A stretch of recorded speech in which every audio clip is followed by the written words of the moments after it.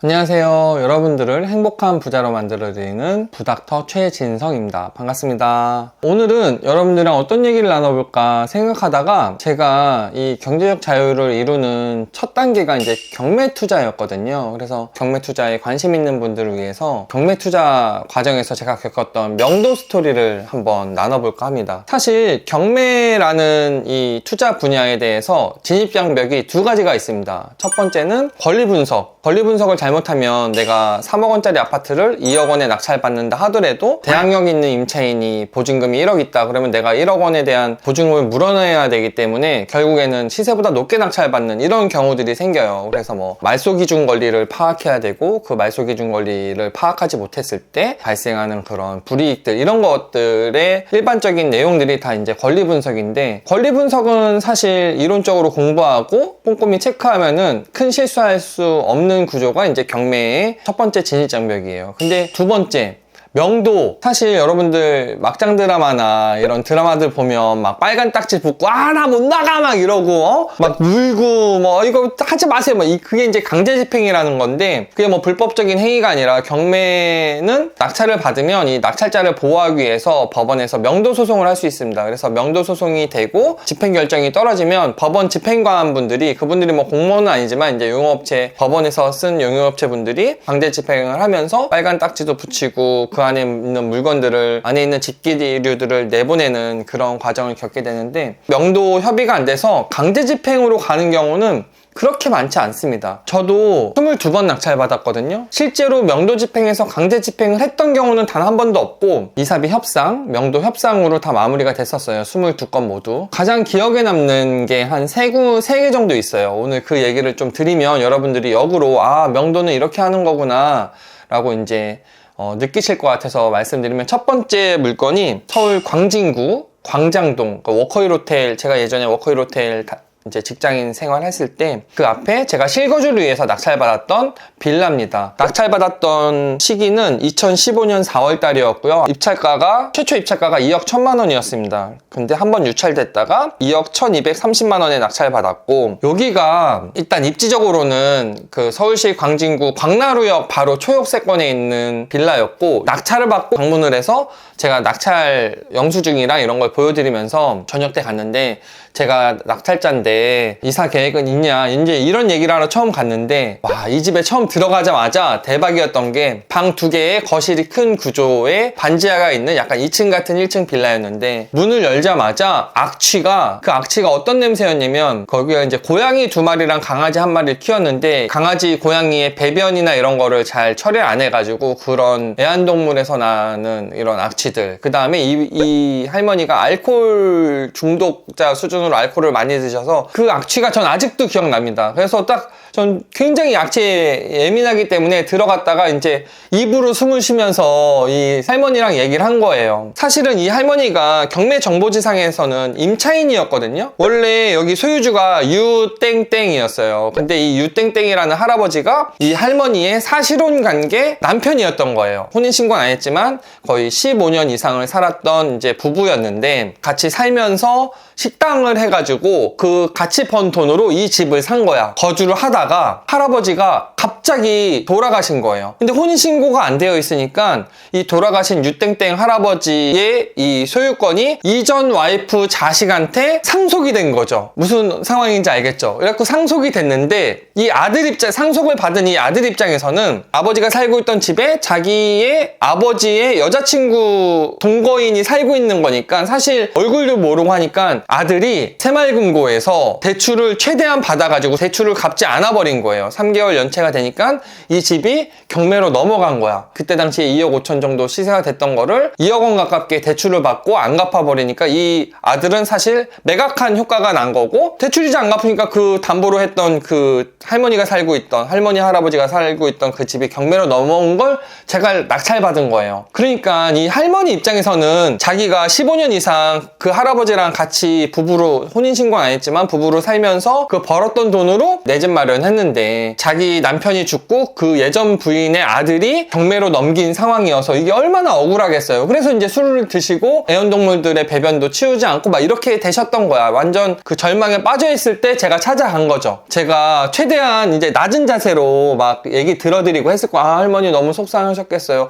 제가 듣는데도 다 열이 받는 거예요. 그래서 할머니 이거 너무 속상했어요. 이거 너무 안 됐지만 그래도 이사 갈 집은 알아보셔야죠. 막 얘기를 했더니 처음에는 굉장히 적대시했는데 제가 잘 들어드리고 막 거의 한 1시간, 2시간 가깝게 얘기를 했거든요. 그 할머니 인생 소트를 다 들어드렸어. 그랬더니 이제 할머니가 술에 취한 상태셨는데 자기가 사실은 이사 나갈 생각이 없지만 네가 500만 원을 주면 내가 이사를 생각해 보겠다 하는 거예요. 근데 제가 그거 낙찰받았을 때 이사비로 책정을 100만 원에서 150만 원 사이를 이사비로 책정을 해놨거든요. 근데 내가 그거를 고가 낙찰은 아니지만 그래도 500만 원을 그 할머니 드려버리면 낙찰 수익이 너무나 뚫어드는 상황이어서 500만 원을 이사비로 드릴 수는 없는 상황이었어. 어떻게든 이제 설득을 해야 되는 상황이었는데 이거 500만 원을 주지 않으면 이 식당업을 하기 전에 내가 20살 때 신내림을 받았다. 그래서 무당 을 10몇 년을 했는데 수락산에 자기가 모시는 신이 있대요. 네가 만약에 500만 원을 주지 않으면 내가 닭피로 네 이름을 써가지고 그 수락산에 내가 모시고 있는 내 신에게 기도를 하면 3일에서 일주일 안에 너를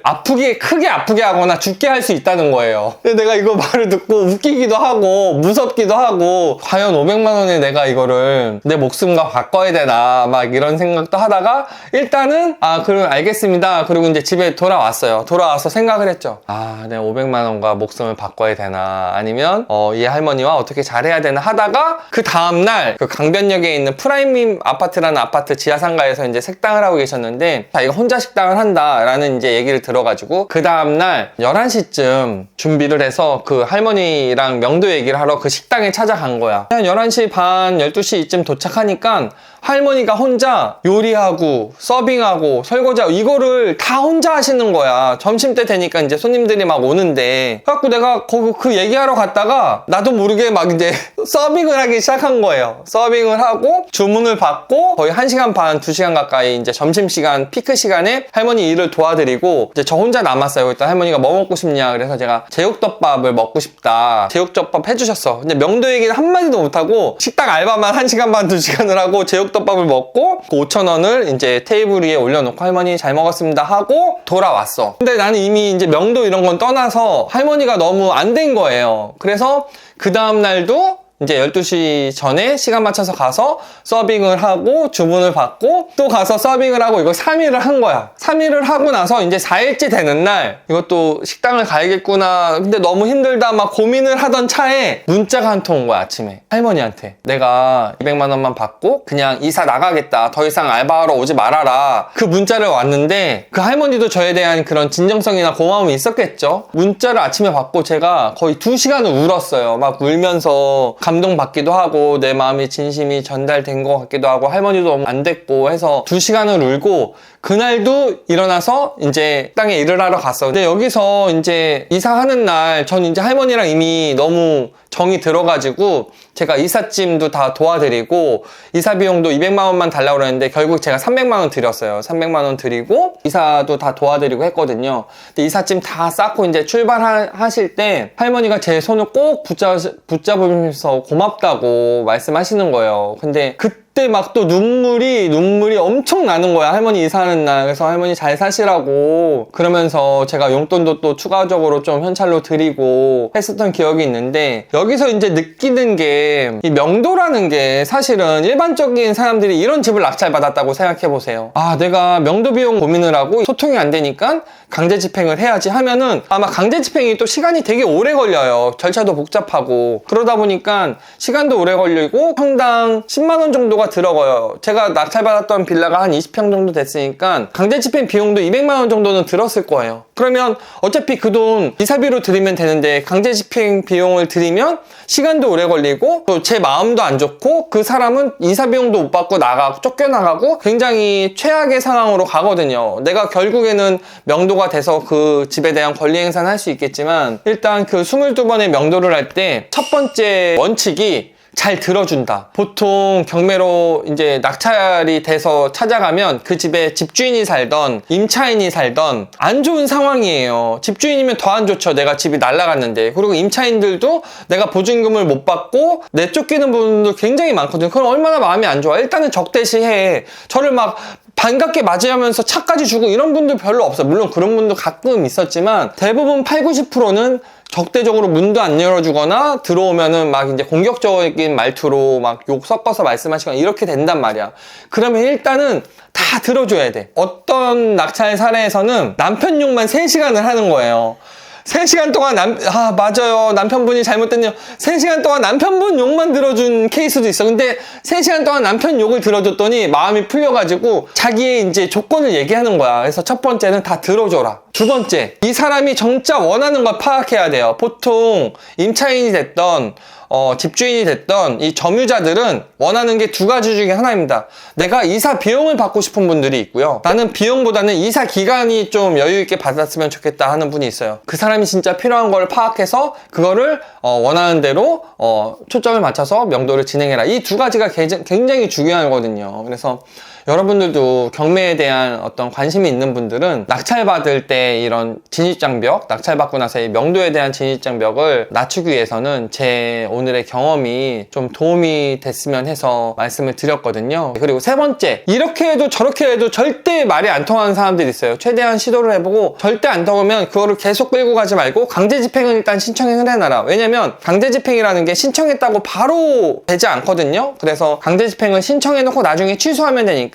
정말 말이 안 통한다 싶으면 강제집행을 신청해놓고 나중에 취소하더라도 그 강제집행 신청한 내용만 보여준다 하더라도 이 사람이 심리적 압박을 느끼거든요. 이 사람 진짜 강제집행 신청했네? 2달 후면은 내가 강제집행돼서 나가야겠네? 라고 하면 본인이 한풀 꺾여가지고 그 본인의 조건들을 얘기하기 시작하거든요. 그래서 이 협상카드로 쓸 수 있기 때문에 강제집행을 신청해서 그 강제집행 신청서 또는 강제집행 예고일 같은 거, 계고기간이라고 있어요. 그래서 그 계고기간 내에 또 한 번 이제 진짜 강제집행합니다 라는 계고장이 나오게 됐는데 그 계고장 나오게 되면은 또는 신청서 또는 계고장 나올 때마다 심리적 압박을 할 수 있기 때문에 그런 것도 협상 수단으로 활용해라. 요 3가지 정도 꿀팁을 오늘은 드리면서 영상을 마무리하도록 하겠습니다. 이런 내용들이 유익하다고 생각하시면 좋아요와 구독 신청 그리고 조댓구알 아시죠? 좋아요, 댓글, 구독, 알람 신청 해주시면은 앞으로도 좋은 여러분들을 건강한 부자로 만들어드리는 많은 정보들을 드리도록 하겠습니다. 감사합니다.